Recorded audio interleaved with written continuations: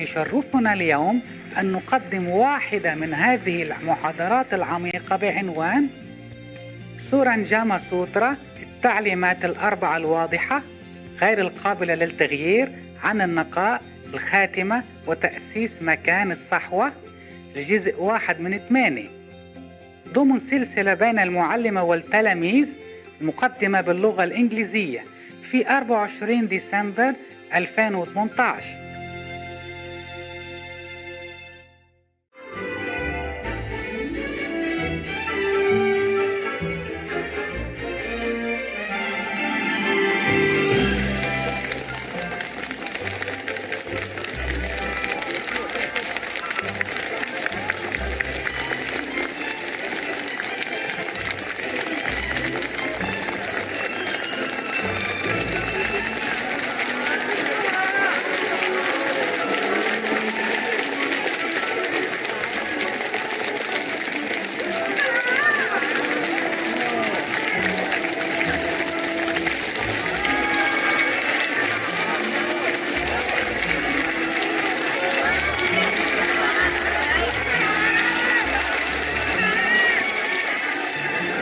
Hello there.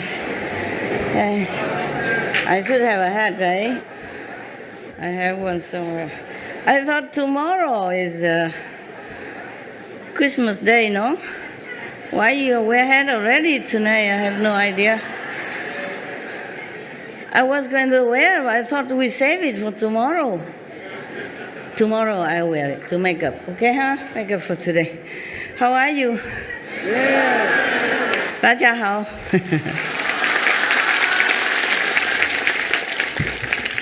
今天已经圣诞节了吗？ Is it already Christmas today? No, huh? After midnight, right? I have 3.5 hours, then I can run back to it. Okay, thanks a lot. Thank you. You look good in hat.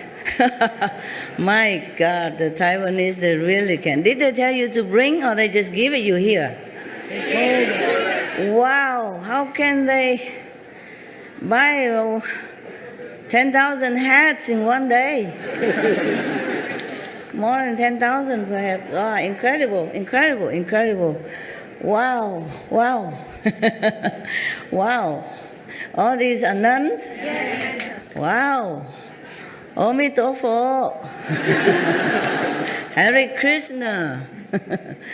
You monk, you can sit up here, love. Monk, missionary, you can come up, sit here. Yeah, are you a missionary? No, then you sit there. Only for monks and nuns.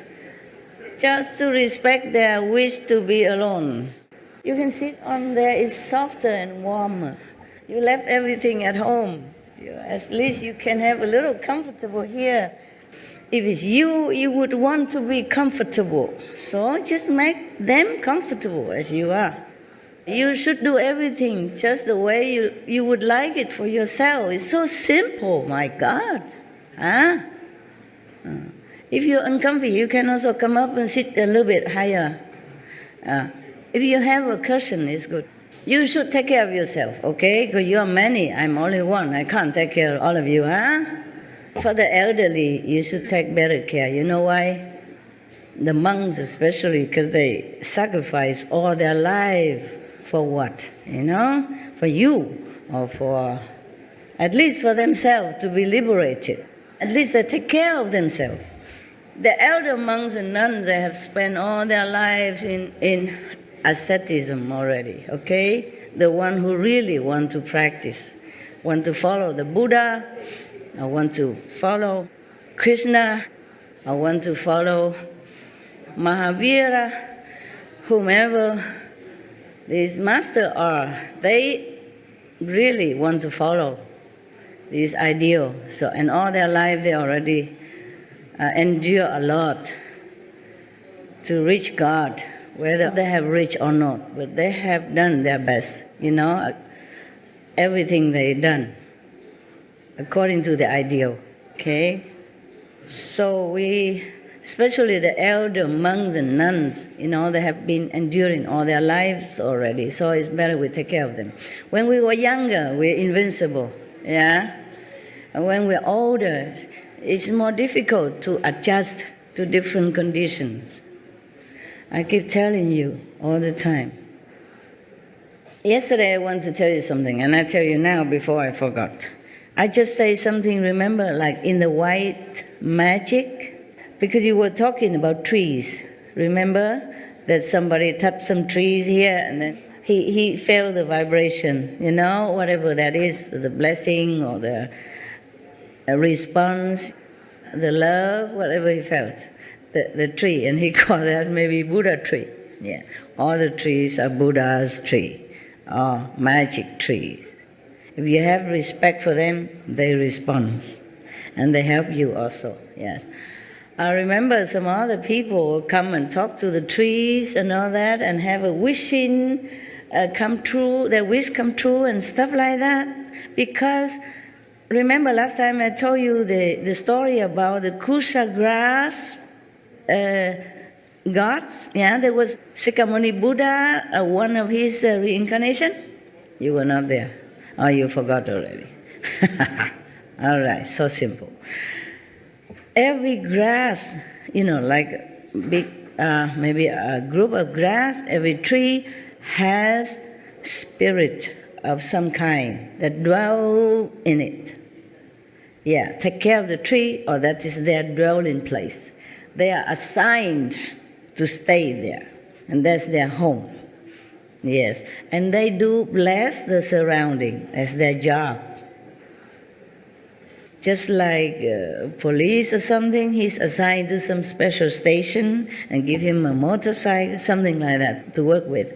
Now, trees, they do have their magical power, their healing power, loving power, and they do help you with advices and all that even, but you, the deaf, don't hear nothing, see nothing. Yeah. So one of your brothers touched a tree, and then he felt something from the tree. Now you know what I'm saying is true, yeah? You heard it yesterday, right? Now you know, at least you, the one who experiences, know that what I told you is the truth. I tell you the truth all the time. But at least that, in that aspect, you know one truth, okay? We sometimes don't believe the Master until we experience it ourselves. Never mind, I'm very patient, okay? Very, very, very patient. I wait for you eternally until you know it yourself. Now, the trees and the grass and the plants, they all have their blessing power. I even told you that in Cancun. All right, so now, in the white magic kind of practice, people even advise you, like you make friend with one tree that you like, and then if you are sick or you have problem, you just come and hug the tree or tell the tree your problem, and then promise you come back again to visit, and then you will get better. Yeah. Please don't hug all my trees, because too many of you, the tree is already feeling scared. Because everybody hugged, then the tree will become like their skin will get worn out. Let them be, okay, huh?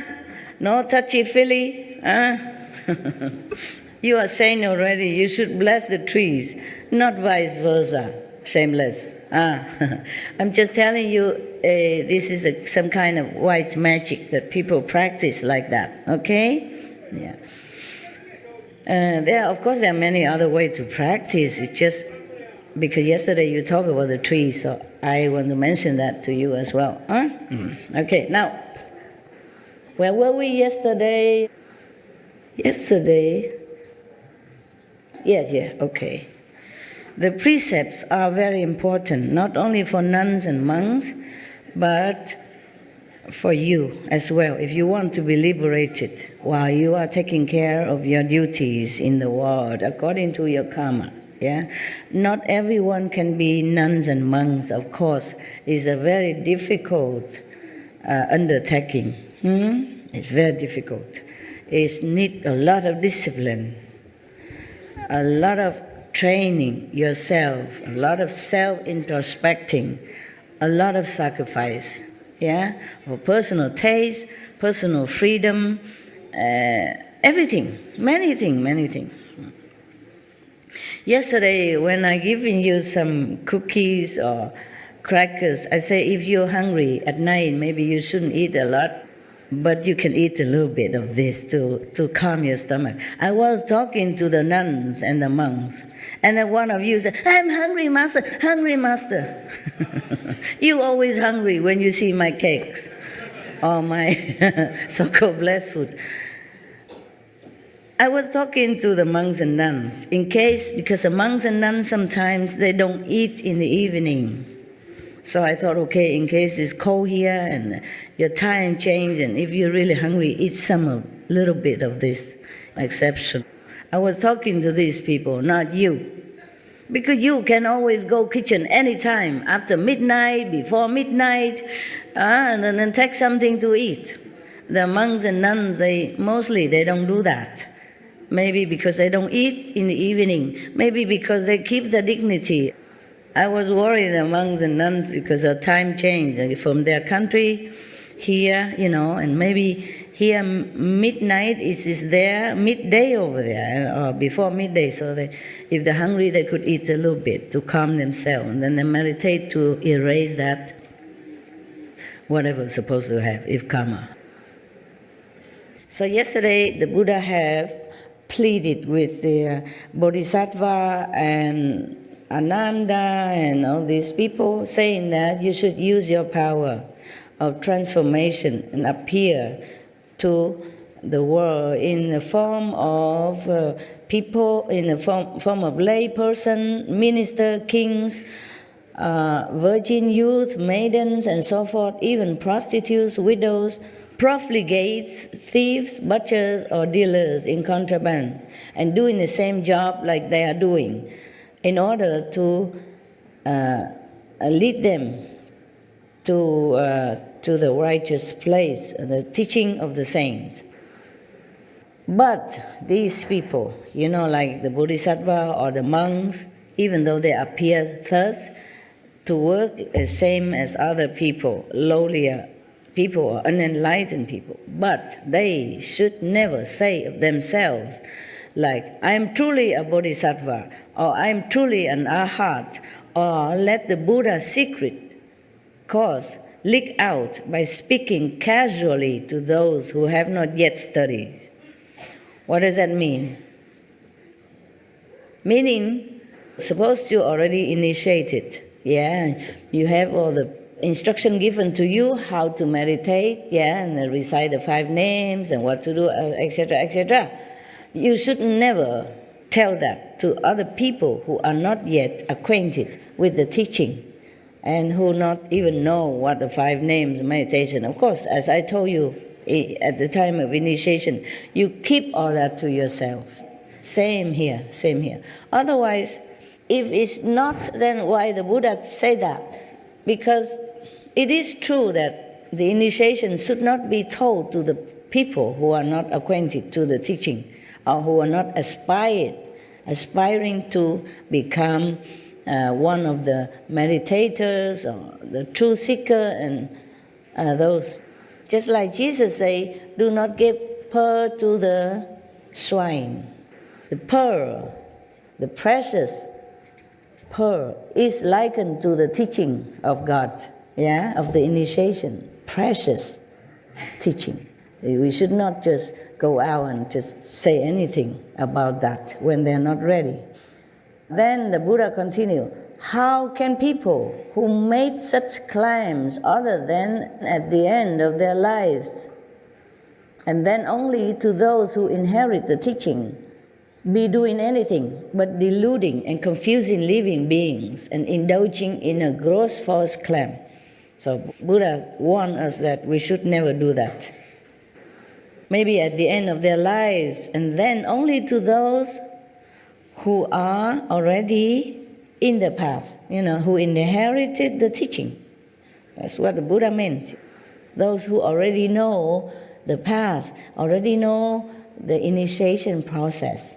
And then maybe at the end of your life, if you are really a Bodhisattva or a saint manifested, then you say, I am so-and-so. Now, there was one guru in India, the Sikh guru. I don't remember the third or the fifth, one of the 10 Sikh gurus. He was very old already, 70-something. But he has been, he know nothing about practice of meditation until one day he met one of his acquaintance or family members was reciting something, some of the teaching. And then he overheard it and he asked her, what is that that you are reciting? So his acquaintance tell him, oh, this is a teaching of Guru so-and-so, one of the Sikh guru before. And then he said, what is a guru? She said, you don't know guru? You have no guru? Then don't come near me. In India, I don't know now, but before, if you have no guru at all, you don't have master teach you anything, then you are just a nobody. They don't let you in the kitchen because it might be contaminated their food. Even the shadow, your shadow, if you have no guru, no master who teach you, real master teach you anything, they don't let even your shadow fall into their food or in their house or their kitchen like that. They worry that your impurity, your karma, which have not been cleansed by the master power, by the initiation process, even your shadow will contaminate their energy of the houses or of the kitchen. The people who are not initiated never allow in the kitchen in any case. That bad. In Vietnam, we also say if somebody has no religion, no religious belief, they say, oh, you are the atheist, the non-believer. That means very bad. Kind of a degrading, remark. Yeah, no respecting remark, yes. Because only the people who believe in karma, who believe in bad and good, that is trustworthy, according to the Vietnamese, tradition. Because if somebody believes nothing, don't worry about the bad consequences of his karma, of his actions. That means he could do anything because he has no principle to hold his action to be in a straight way or moral standard. Then he could harm you without even caring about the consequences. That's why people say, if you're no religious or no believer, mean you're bad, untrustworthy. Very scary people. That's what they meant. You understand? Yes. Because if you fear God, you fear karma, consequences, then of course you will always try to do good things because you worry about the consequences of bad karma. But if you don't know nothing, you don't believe nothing, no master teach you, no religious principle, then you do anything. You see, and then you don't worry. So how can you trust such a person? It's just like somebody in the society who don't care about the law, who not worry about the police, or who don't care whatever happened, whatever he does. So he can just go to steal or maybe harming people without caring. It's not trustworthy. That's what it is. So the Buddha say that whoever claim himself to be a bodhisattva, except at the end of their life, when they have to review themselves, if they really know they are bodhisattva, and they reveal themselves to those who already in the path, and it's okay. If not, then they are just deluding themselves and others. And that's a very bad false claim, which is one of the greatest lies. Thus, when you teach people in the world to cultivate samadhi, they must also cease all lying.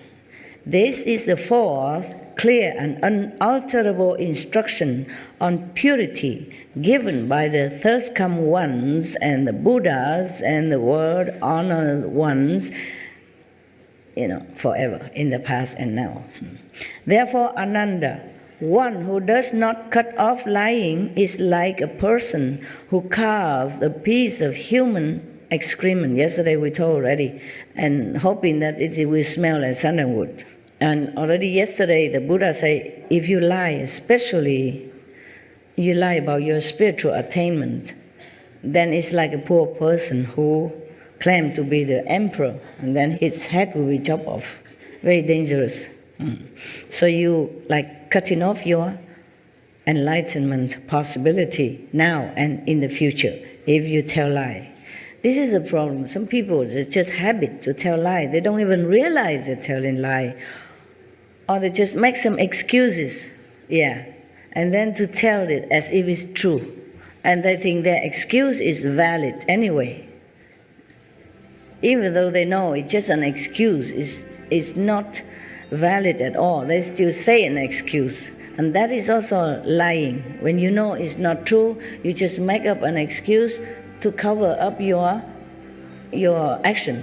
Then it's no good.